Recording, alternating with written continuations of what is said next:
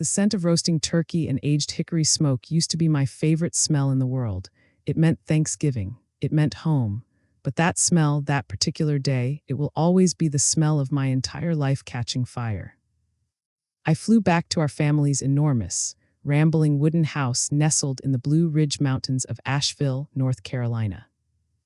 The fireplace was crackling, the table was set for a Norman Rockwell painting, everyone smiling, passing the gravy boat, Dad carving the turkey with that practiced, theatrical flourish, my stepmother Valerie pouring wine, and my younger half-brother, Cole, laughing like he didn't have a single care in the world. They were perfect, they always were, as long as I kept paying for the illusion. I waited. I watched them load their plates, watched them raise their forks, and waited until everyone had a generous mouthful of that glorious, insane-smelling food. Then I smiled. It wasn't a warm smile. It was the kind of smile you wear when you know the nuclear code and you're about to press the button. And I asked, my voice calm, almost conversational, above the clink of silverware, "Hey, did the hospital already mail the surgery appointment letter for the Duke procedure?" The sound of silverware stopped dead, not just at our end of the table, but the entire room. Dad and Valerie exchanged a glance, a quick, casual micro-expression of annoyance like a waiter had spilled water. Then they actually laughed, a light, airy sound. "Oh yeah, that came last week," Dad said, super casual, reaching for the cranberry sauce. "We used that money for Cole's big 27th birthday blowout, though. Kid only turns 27 once, right?" He winked at Cole, who just kept staring at his plate, grinning. Valerie nodded, lifting her glass as if proposing a toast. And the rest of the table, my aunts, my uncles, their kids, they kept smiling, nodding along, acting like he'd just mentioned the weather.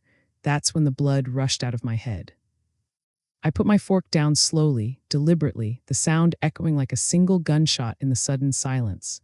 I looked them dead in the eyes, specifically Dad and Valerie. My voice dropped to a level that forced every single person in the room to lean in just to hear the words. I said, "So I guess you still don't know who actually needed that surgery." That was the line. The 4 seconds that followed were the longest of my life. The room went dead silent. The only sound was the crackle of the fire, the ticking of the grandfather clock in the hall. Dad's face, which a moment ago was ruddy with wine and good cheer, went the color of milk. Valerie froze with a silver ladle of gravy halfway to her mouth, her eyes fixed on me, the smile instantly evaporating.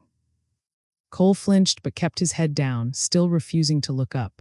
That one sentence, that single, perfectly timed, quiet sentence, turned their beautiful, perfect Thanksgiving into a nightmare in 3 seconds flat. Their faces went ghost white, and they didn't say another word for the rest of the night. But for me, the nightmare had just begun. The morning light crept through the old wooden blinds of the living room where I hadn't moved from the couch all night. My phone was in my hand, the screen already cracked from where I'd dropped it hours earlier. I unlocked it one more time, opened the banking app, praying I'd imagine the number.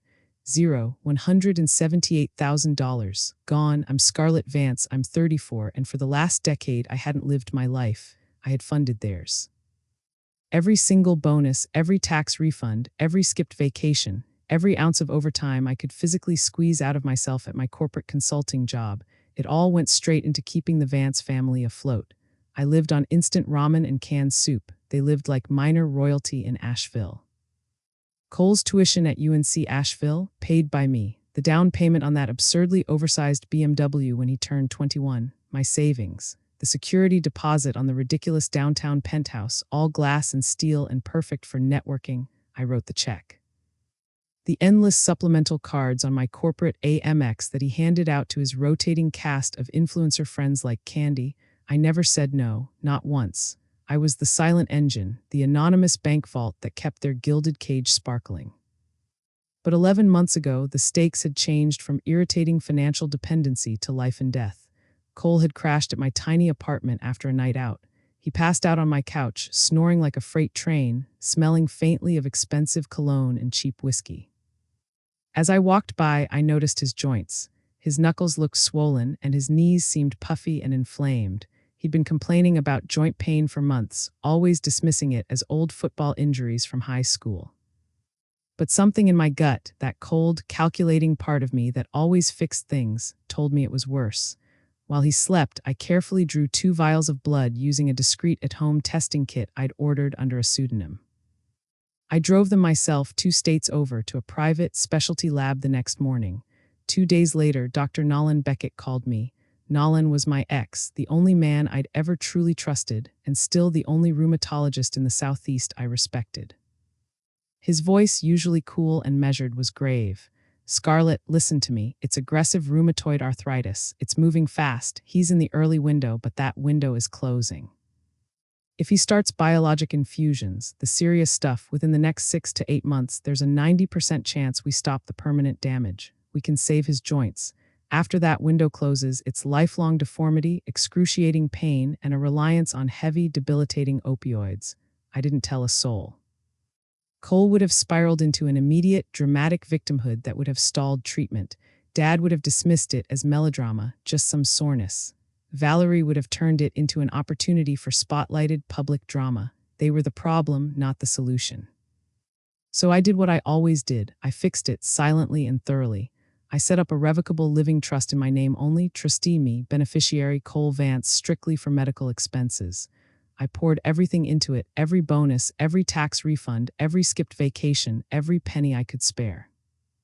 I accumulated $178,000, the exact deposit Duke University wanted up front for the first year of the biologic therapy protocol. Because my job required me to travel constantly, I added one single, tiny, and fatal emergency clause. In case of immediate, critical medical need for Cole, either parent could request disbursement with verbal confirmation and a follow-up email from me. I trusted them to be selfish, but I never thought they'd be this monstrous. I was wrong. They used it. Last week, while I was trapped in a grueling project review in Denver, Valerie seized her chance. She called my private banker, a quiet man named Mr. Harrington, who handled the trust. Valerie used the precise, chilling words, "Scarlett's overseas, Cole's in crisis." She authorized me to handle it. Then she forwarded an email to Mr. Harrington. The address was diabolically clever: Scarlett, corptravel87@gmail.com. It looked exactly like my professional alias. The email gave express permission for the transfer. Mr. Harrington, hearing Valerie's manufactured, desperate sobs over the phone, seeing the email that matched my travel signature, and constrained by the emergency clause I had foolishly created, released the full $178,000 in one wire transfer. And where did it go? Not to Duke University Medical Center. It went to fund Cole's legendary 27th birthday bash. I pulled up Cole's Instagram that morning, my head throbbing with a dull, terrifying certainty. The stories were still glowing there, a bright, vulgar monument to betrayal. A private, sprawling mountain lodge rental for the entire weekend, overlooking the mist-shrouded Blue Ridge. A semi-famous indie band flown in from Nashville, the kind of band only rich kids know about. Custom fireworks over the valley at midnight. 300 guests, half of them shallow influencers who needed the content. An open bar, catered by the hottest, most expensive chef in Asheville. Ice sculptures carved into the shape of the number 27. I watched the video of Cole crowd surfing, popping a magnum of champagne on a sunrise balcony, his face split by a neon grin under a custom sign that flashed the words, 27 and unstoppable. He had no idea. He didn't know that every flash of light, every sip of champagne, every dollar lighting up his night was supposed to be keeping him from spending the rest of his life in a wheelchair. The money that was supposed to save his mobility had been leveraged to buy him a fleeting weekend of likes and validation. I sat there until the sun was high, the phone dead in my lap, the mountains outside my window looking cruelly beautiful and indifferent. My little brother. The same kid I used to carry on my shoulders when he was 5 was about to lose everything that mattered. The ability to walk, to run, to live without constant agonizing pain, because our own parents, his own flesh and blood, had thrown his future away for one weekend of social media content and cheap spectacle. For the first time in 10 years of financial enabling, 10 years of covering their failures and debts, I didn't cry. I didn't scream. I didn't even feel the usual searing guilt that kept me locked in their service. Something inside me, the part that always felt obligated, the part that always said yes, finally clicked off. It simply died, and that was the morning I decided they were on their own. Absolutely, totally, irrevocably alone. I was finished being the safety net. I was finished being the bank, and they were about to find out exactly what happens when the money runs out. The doorbell ripped through the silence at exactly 2 o'clock in the morning. Not a polite chime, but a furious, prolonged rat-a-tat-tat that made the front door rattle in its frame. I knew exactly who it was before I even reached the door. I opened it and there they stood, Dad, Valerie, and Cole. All three of them reeking of last call bourbon and something far more toxic, pure, unadulterated rage. Valerie shoved past me first, her face tight with venom, clutching a thick stack of printed papers like a weapon. She didn't waste a second on greetings or explanations. "You cut off every single one of Cole's supplemental cards, didn't you?" she hissed, slapping the statements down on my pristine coffee table. "His AMX declined everywhere today. He couldn't even buy gas yesterday. Do you have any idea how humiliating this is?" Dad stormed in right behind her, his usually booming voice clipped and strained. The BMW payment bounced, Scarlett. The repo company already left a bright orange notice on the windshield. They're coming for it in 48 hours. 48 hours. He looked genuinely panicked, the fear of losing his status symbol overshadowing everything else. Cole finally shuffled in, lingering awkwardly in the doorway. His hoodie was half-zipped, his eyes bloodshot, and he looked smaller, deflated. "Sis, the leasing office taped a 10-day pay or quit on the penthouse door this morning. My roommates are freaking out. I'm about to be homeless. Just turn it all back on, L." He always used that familiar nickname, L, when he needed something desperately. I closed the door slowly, leaning against it, crossing my arms. For the first time in my life, facing their combined fury, I didn't flinch. Valerie kept going, her voice climbing into a hysterical register. "Do you understand how this looks? His friends are blowing up his phone. Yo, why is your card dead? He's 27, not some broke college kid." "This is humiliating." Dad pointed a finger directly at my chest, his face turning an angry shade of red. "You don't get to pull the plug whenever you feel like it. This family runs on what you provide. Always has. You stop, we all stop. That's the deal, Scarlett." "That's always been the deal." Cole tried the puppy dog eyes, the look that had always worked when we were kids, and he wanted my dessert. "Come on, L, just turn everything back on. I'll pay you back when my next brand deal hits. 2 weeks tops, I promise." I looked at each of them one by one. 10 years of their excuses, their guilt trips, their 3 a.m. emergency Venmo requests flashed through my head. The thousands I'd wired so Cole could keep up appearances. The vacations I'd canceled to cover their mounting debts. I took a slow, deliberate breath and spoke the word that had been stuck in my throat for a decade. No, the word hung in the air, heavy and final. Valerie's mouth literally fell open. "What did you just say?" I said no, I repeated, louder, clearer, and colder than before. "Not another dime, not another payment, not another excuse. I am finished." Dad's face turned purple with disbelief. "You don't get to decide that. You've been bankrolling us since you were 24. That's your role. You don't just walk away." "My role?" I laughed, a short, sharp, terrifying sound. "I'm not an ATM with a pulse." Valerie snatched up the statements, fanning them out like playing cards. "Look at these balances. Look at what you've done. You want your little brother on the street." I didn't touch the stack. "He's 27. He has a degree he never uses, a car he can't afford, and an apartment he doesn't pay for. That is not my mess anymore. That is yours." Dad took a step closer, his voice dropping to that scary, calm tone he used when issuing a serious threat. "You think this ends here, Scarlett? You think we're just going to let you destroy everything we've built?" Valerie cut in, her eyes narrowed to cruel slits. "You have 24 hours to reverse every single cutoff. Cards, car note, rent, all of it. Or you're going to find out exactly how far we're willing to go to protect this family." Cole just stared at the floor, shifting his weight, waiting for me to fold like I always did. I walked past them, opened the front door wide, and stood there, the cool night air rushing in. 24 hours starts now," I said. "Get out." They didn't move for a solid second, standing frozen in my hallway, looking like 3 deer caught in the headlights, waiting for the predictable punchline, the moment I'd break, apologize, and hand the credit card back. When it didn't come, Valerie scooped up her papers, muttering something low and venomous under her breath about how I would regret this. Dad gave me a look that could have melted steel, the kind of absolute hatred you only see when an entitlement is violently snatched away. Cole hesitated longest, then shuffled out behind them, unable to meet my eye.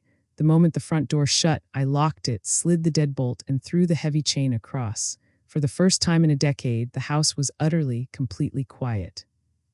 I stood there in the dark hallway, my heart hammering a chaotic rhythm against my ribs, waiting for the familiar, crushing wave of guilt to wash over me. It never came. There was only a cold, hard peace. A thick manila envelope sat on my doorstep when I got home from work 2 days later.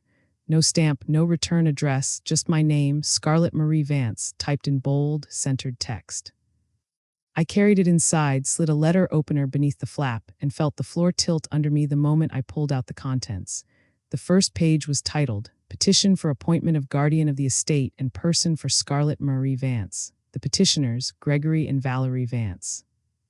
The cover letter from their attorney, Richard H. Langford, was only 4 paragraphs, but each one landed like a physical punch.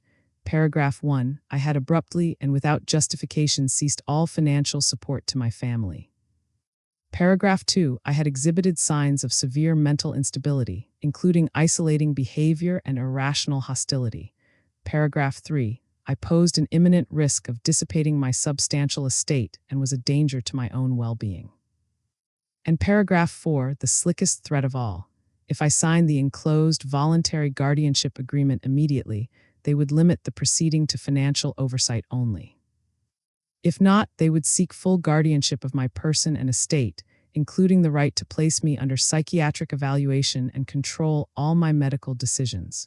They wanted to lock me up and steal my money, legally. Attached was the pre-filled agreement, my signature line already marked with a little blue arrow sticker, a smug reminder of their presumption. I read the entire packet 3 times, my hands shaking harder with every page. They had included statements from neighbors I barely knew, claiming I rarely left the house. A printout of my credit report showing I'd meticulously paid off every joint account and removed all authorized users, a sign of hoarding and paranoia, according to them. Screenshots of texts I'd sent Cole telling him, bluntly, to get a job. They even attached a draft emergency ex parte order, asking a judge to immediately freeze every single account in my name until a hearing could be scheduled. The speed and malice of their attack were terrifying. I called the only person I knew who wouldn't flinch at this kind of scorched earth tactic, Claire Donovan, the tough-as-nails attorney I'd used once for a complex work contract. She picked up on the second ring. Scarlett, slow down, send me everything right now. 20 minutes later, she called back, her voice low and grave. They're filing under Article 1 of Chapter 35, a North Carolina law lets family petition for guardianship if they can show incompetence or imminent harm. The voluntary agreement is a trap, Scarlett. If you sign, you hand them total control of your money and your freedom forever. If you fight, they'll push for an emergency hearing and ask the clerk to appoint an interim guardian immediately. I've seen clerks grant these on thin evidence, especially if the petitioner cries in court. We need to move fast. She told me to gather every bank record, every text thread, every shred of evidence that I was perfectly competent and that they were the ones who had committed felony fraud against a medical trust. That night I sat at my kitchen table, surrounded by boxes of documents, refusing to fold. Claire told me, point blank, to expect things to get ugly. She said the kind of people who commit $178,000 in medical fraud to throw a party aren't going to stop at forged emails. She was right. Every time I thought about signing that agreement just to make the immediate threat disappear, I pictured Cole opening another bottle of champagne he didn't pay for, while Dad and Valerie smiled over his compromised future. And the nausea passed. I wasn't going to sign. I wasn't going to beg. I was going to fight fire with the kind of ice they couldn't possibly imagine. By morning, I had a plan. I sealed my own envelope, thicker than theirs, addressed it to Richard H. Langford, their smarmy attorney, and dropped it in the outgoing mail. Inside was a single sheet of heavy cream stationery. The entire message consisted of 4 words, "See you in court." The snow came down so thick that night it completely swallowed every street light in Asheville. The mountains disappeared into a churning white curtain. I had just dragged myself home from the grocery store, arms full of heavy bags, when I noticed the certified letter taped to my front door, fluttering slightly in the wind. The envelope was from my employer's HR department. My stomach dropped. I knew before I even tore it open that it was another calculated strike. Inside was a single page, immediate termination of health coverage due to detection of multiple fraudulent claims exceeding $47,000. Stapled behind it were 7 itemized bills: emergency psychiatric holds at Mission Hospital, inpatient detox at a rehab in Black Mountain, suicide watch admissions at Broughton, all dated within the last 45 days, all listing me as the patient. all complete with forged electronic signatures that looked exactly like mine. I had never been inside any of those places. I called the insurance carrier right there on the porch, the snow soaking through my wool coat. After 43 agonizing minutes on hold, a supervisor finally came on the line and read the claims back to me in a voice that was clearly designed to handle unstable clients. Ma'am, these were submitted through the provider portal using your member ID, your date of birth, and a digital attestation. Federal law requires us to suspend coverage pending investigation. I asked for the submission IP addresses. She read them off. Every single one traced back to an address I knew by heart, the house I grew up in. They were literally using my insurance to steal $47,000 in bogus medical claims and simultaneously weaponizing mental health fraud to bolster their guardianship case and destroy my career. That same night, just past 1:30 a.m., someone started hammering on my door so hard the wall shook. I crept to the peephole. 2 Asheville PD cruisers sat in the driveway, their light bars painting the blizzard red and blue. The snow poured in sideways when I cracked the door. The officer closest to me was brushing flakes off her shoulders. Her name tag read Klein. Ma'am, we received a 911 call from a family member stating you were inside attempting suicide. Caller reported hearing screams and glass breaking. We have to come in and visually confirm you're okay. My teeth started chattering, not just from the cold. I'm alone, I managed. I was asleep. She nodded, practiced and patient. Policy requires a welfare check when the report is this detailed. It'll only take a minute. I stepped aside. 2 officers moved through the house with professional speed, their fast boots leaving wet prints on the hardwood. They checked every closet, under the bed, shining flashlights into the shower, even pulling out drawers looking for pill bottles. One of them radioed back, subject located, conscious, no visible injuries, no weapons, no signs of self-harm. Detective Klein handed me a refusal of medical transport form to sign. As they turned to leave, she paused on the doorstep, snow swirling around her hat. You want to tell me who's got it out for you this bad, Ms. Vance? I laughed once, a sound that felt painful coming out. My parents. She didn't blink. We get a lot of those calls, most of them aren't real. She handed me her card. Next time they pull this, you call me directly. I'll make sure the responding officers know the history. I stood in the open doorway, letting the storm blow in until my fingers went numb. I shut the door, slid every bolt, and dragged a heavy armchair under the knob for good measure. They weren't even pretending to be subtle anymore. I opened the insurance portal on my laptop and watched my platinum plan turn red, canceled, fraud investigation. The realization of the scope of their maliciousness hit me like a physical blow. $47,000 in fake claims. When 911 call at 1:30 a.m. with cops kicking in snow, they wanted me cornered, discredited, and defenseless. I curled up on the couch, still wearing my wet coat, boots dripping onto the rug, the house silent except for the wind rattling the old windows. For the first time since I cut them off, the absolute loneliness of it crashed over me like an avalanche. No one was coming to save me. No one outside of Claire and the pragmatic Detective Klein even believed I needed saving. I stayed on that couch until the sky outside turned the weak, pale color of dishwater, clutching Detective Klein's card so hard it left indentations in my palm. The final official blow came on a warm April afternoon, the kind of day when the Blue Ridge Mountains look close enough to touch and everything smells like blooming dogwood. I was ambushed by a process server in a wrinkled gray suit in the Ingalls parking lot.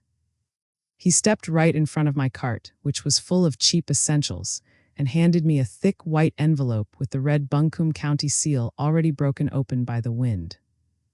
I knew what it was before I even saw the caption, Summons in Guardianship of Scarlett Marie Vance. The hearing was scheduled for April 28, 9:00 a.m. sharp, courtroom 2B, Buncombe County Courthouse. Clerk of Superior Court Margaret Ellison presiding. I leaned against my car, right there in the warm spring sun, and read every damning page. The witness list alone was a masterpiece of orchestrated deceit. 11 witnesses. There was Dr. Marcus Tran, described as a board-certified psychiatrist, claiming he had treated me for an acute psychotic break with suicidal command hallucinations. There was social worker Lisa Chen, alleging 3 unannounced home visits where I supposedly refused entry and threatened self-harm. 3 former coworkers from a job I left 5 years ago swore I had begun hoarding medications and expressing paranoia about family. 2 neighbors from streets I had never lived on described my erratic behavior, including screaming at night.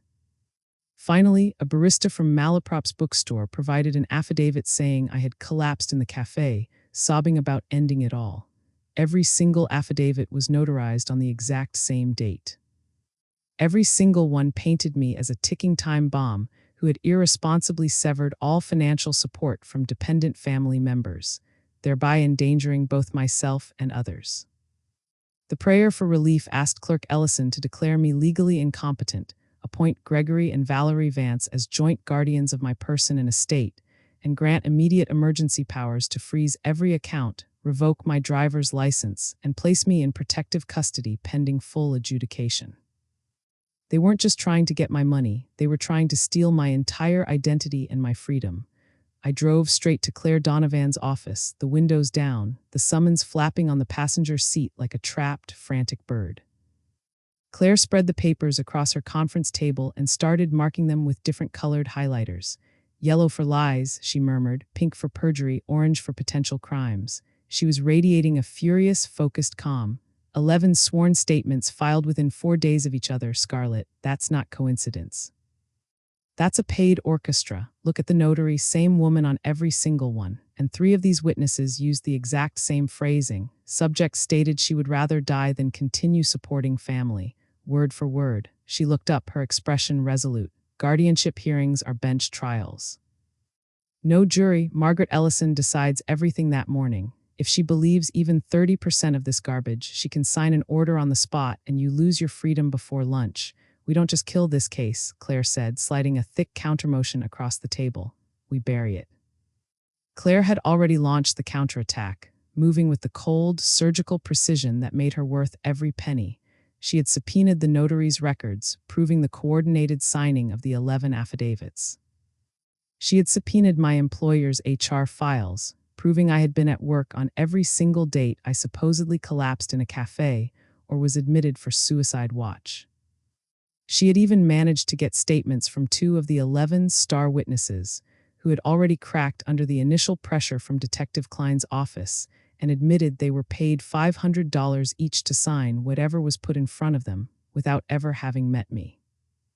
The entire foundation of my parents' case was rotten with perjury.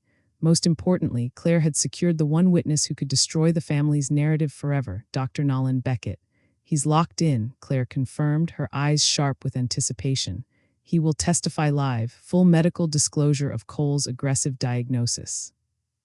The exact timeline of the mistreatment window, the forged trust documents, the withdrawal records, the fireworks invoice, everything will come out under oath in open court.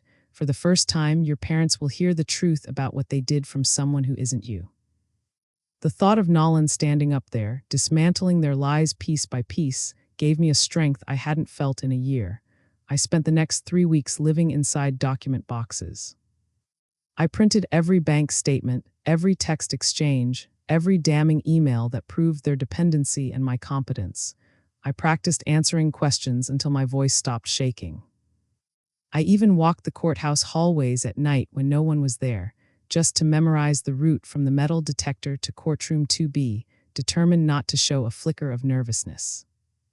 On the morning of April 28th, the dogwoods were blooming a delicate pink against the heavy stone walls of the Buncombe County Courthouse. I wore the dark navy suit I bought for my first real job interview at 24, the suit I swore I would never need again, the one that made me feel like an armored professional. Inside the courtroom, the air smelled sharply of lemon polish and fear. Dad and Valerie sat at the petitioner's table in clothes I had never seen, outfits clearly chosen to project an image of respectable, heartbroken grief. They looked smaller than I remembered, stripped of their veneer of control. Langford, their lawyer, kept nervously adjusting his tie, looking like it was choking him. Cole slouched directly behind them, hoodie up, scrolling TikTok with the sound off, treating the entire life or death proceeding like a mandatory dentist appointment he was being forced to attend. He was still oblivious. Clerk Margaret Ellison entered at exactly 9 o'clock. She was younger than her official photos suggested, with sharp cheekbones and eyes that didn't miss a single thing happening in her courtroom. Langford stood first, his voice syrupy with manufactured concern. Your Honor, this is a tragic case of a daughter in crisis, suffering from profound emotional instability, placing herself and her dependent family at great risk. Claire was already on her feet, quick as a striking viper. Your Honor, the petitioners are attempting to seize control of my client's life and assets through calculated fraud and coordinated perjury. We move for immediate dismissal and criminal referral. Ellison's gaze flicked to the witness list, then settled on me for a long moment. Counsel has listed an additional witness, Dr. Nolan Beckett. Call him. Claire smiled, small and lethal. The respondent calls Dr. Nolan Beckett. The side door opened, and the entire edifice of lies my parents had built started to burn down. Rain hammered the courthouse roof now, a sudden spring squall that sounded like it wanted to break in. I sat at the respondent's table, my fingers ice-cold around a legal pad, finally ready. Across the aisle, Dad and Valerie kept their heads unnaturally high, whispering anxiously to Langford.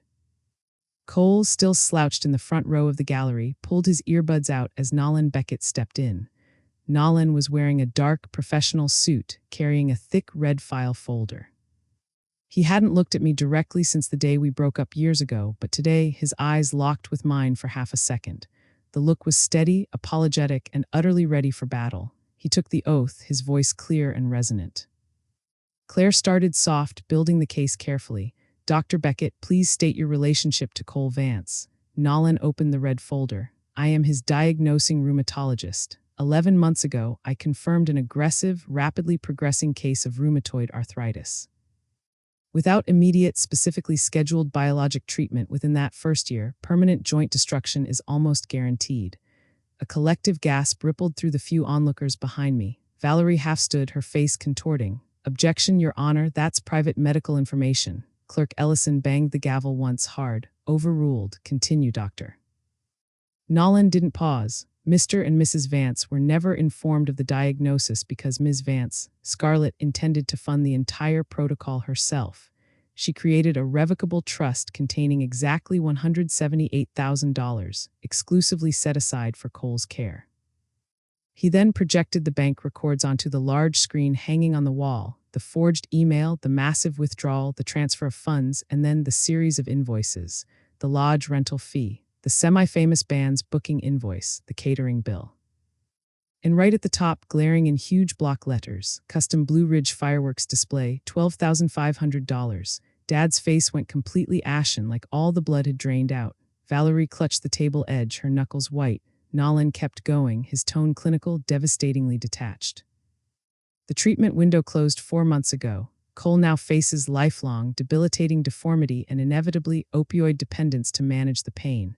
That money, the money the petitioners stole, was his only realistic shot at a normal, functioning life. Cole yanked his earbuds out violently, the plastic cord snapping back. He looked from the projected image of the fireworks invoice to his mother. What the hell are you talking about? Nolan turned his attention to the gallery, addressing Cole directly. Your parents used your medical trust to throw your birthday party, Cole. You needed that money to walk normally for the rest of your life. Cole's mouth opened, closed, then opened again. He looked at Valerie. Mom, she wouldn't meet his eyes, her gaze fixed rigidly on the floor. Claire then handed Ellison the stack of 11 original perjury affidavits, followed immediately by the counter-affidavit signed by the 3 witnesses who had recanted, terrified after Detective Klein's contact, admitting they were paid $500 each to lie. Langford tried to object, stuttering something about hearsay, but Ellison shut him down with a look of pure contempt.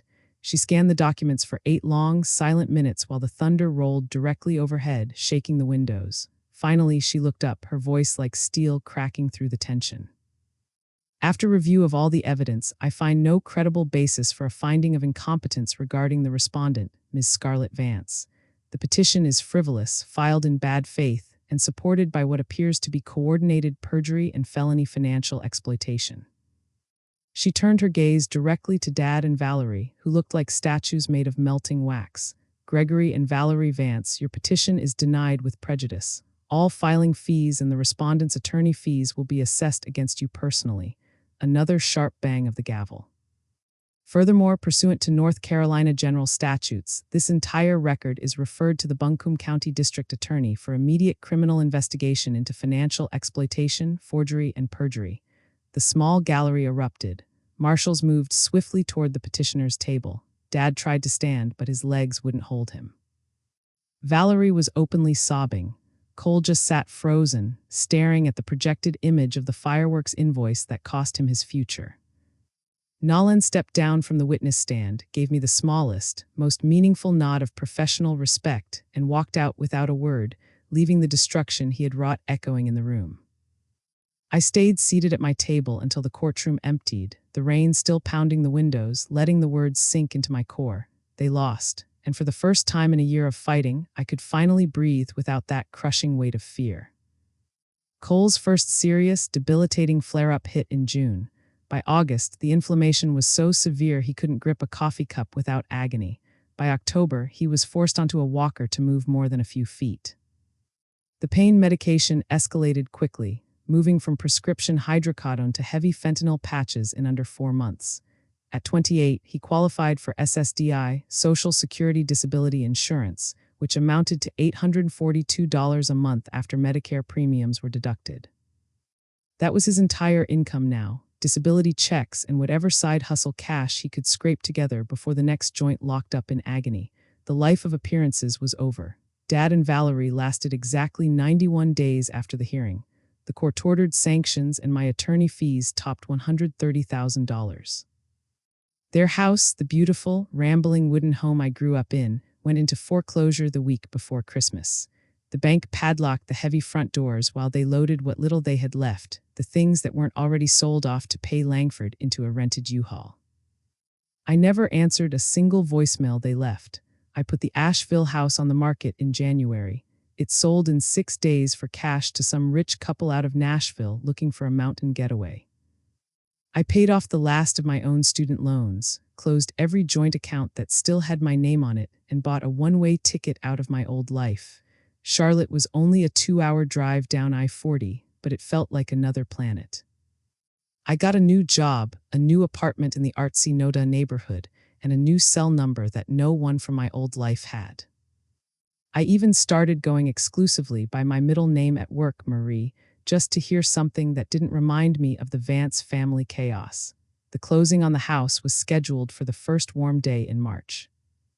I drove up one last time, the windows down, music loud enough to drown out every old memory. The Blue Ridge looked exactly the same, the mist hanging low over the valleys, the dogwoods just starting to bloom. I pulled into the gravel driveway that used to feel like home. The new owners had already changed the mailbox. The porch swing was gone. I walked through every room one final time. The living room where Thanksgiving exploded, the kitchen where I used to make Cole grilled cheese when he was 5, my old bedroom now staged with generic, impersonal art. I left the keys on the counter next to the closing paperwork and locked the door behind me for good. Standing on the porch, I took one last, long look at the mountains that raised me and also tried to break me. Somewhere down in the valley, Cole was waking up to another day of pain he couldn't outrun. Somewhere else, Dad and Valerie were learning what it felt like to be the ones who ran out of options, out of money, out of credibility. I didn't feel triumph. I didn't feel guilt, I just felt finished. I got back in my car, rolled the window all the way down, and let the cold mountain air hit my face one final time. Then I drove east until those familiar, menacing peaks disappeared completely in the rearview mirror. Here's what I know now, what I wish someone had told me at 24 when I started carrying everyone. Love isn't a blank check. Family isn't a lifetime subscription you can't cancel. And the second you prioritize someone else's manufactured emergency over your own well-being, you sign away your own future. If you're out there paying bills you didn't create, keeping the lights on for people who would watch yours go dark without blinking, listen to me. You are allowed to stop. You are allowed to walk. You are allowed to choose yourself without being the villain. Because the people who truly love you, they never would have let it come to this in the first place. That house is gone. Those mountains are someone else's view now. And I have never slept better in my life.